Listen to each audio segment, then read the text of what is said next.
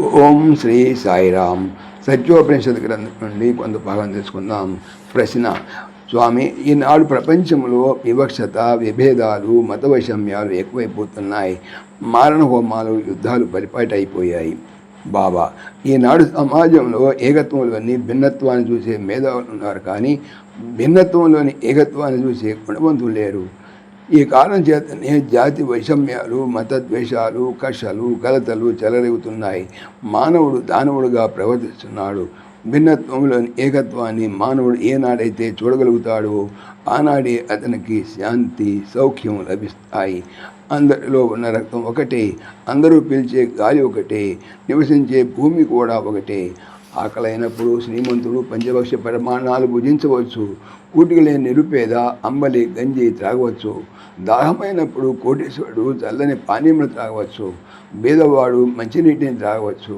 కానీ ఆకలి దప్పులు ఇరువురికి ఒకటే. అట్లే సుఖ దుఃఖములు కూడా ఇరువురికి సమానమే. ప్రతి వ్యక్తిలోనూ పంచభూతములున్నాయి. శరీరం పృథ్వీతత్వం, జలం ఉన్నది. జీర్ణశక్తికి అగ్ని కారణం. గాలిని పీల్చుకుంటున్నావు. శరీరంలో స్పేస్ అనగా ఆకాశం ఉన్నది. అక్కడే అన్ని భాగాలు చక్కగా అమరి ఉన్నాయి. బయట ఉన్న పంచభూతములు నీలోనూ ఉన్నాయి. నీలో లేనివి ఎవరికీ లేవు. ఎందు నిమిత్తం చేయి చాచేది? నీకేమి లోటని అడిగేది? అంతా సమానత్వమే. భిన్నత్వంలోని ఏకత్వాన్ని దర్శించాలి. Nations are many, earth is one. Stars are many, sky is one. Beings are many, breath is one. శృంగారములు వేరు, బంగారం ఒకటే. పశువుల వన్నెలు వేరు, పాలు ఒకటే. పూల జాతులు వేరు, పూజ ఒక్కటే. దర్శనములు వేరు, దైవం ఒక్కడే. రూపనామములు వేరు, నారాయణ ఒక్కడే. ఇది ఏకత్వమే. ఇది సర్వమునకు ఆధారం. రూపనామాల ఆధారంగా కలహించుకోవడం సరైనది కాదు. అన్ని మతముల ఒకటే.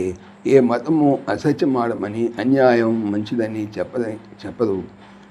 మీ మిత్రులు మంచివైతే, మీ మతులు మంచివైతే ఏ మతము చెడ్డది కాదు. ఉన్నది ఒకటే మతం, అదే ప్రేమ. ఉన్నది ఒకటే భాష, అదే హృదయ భాష. భాషా విభేదాలు, జాతి కుల వైషమ్యాలు, కార్పణ్యాలు చాలా నీచం. పుట్టినప్పుడు కులం పొడి తగిలించుకొని పుట్టినావా?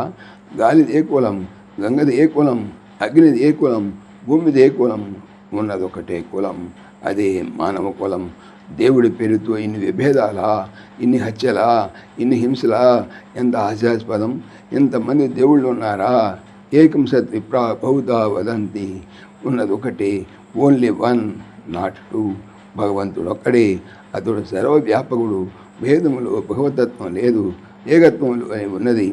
చిత్తశుద్ధి ఉంటే ఏకత్వాన్ని పొందగలవు. ఈ ఏకత్వం దివ్యత్వాన్ని అనుభవింపజేస్తుంది. అదే నేను చెప్పేది. ముందు ప్యూరిటీ ఉంటే యూనిటీ తెలుస్తుంది. ఆ యూనిటీ డివినిటీని అనుభవింపజేస్తుంది. సాయిరామ్.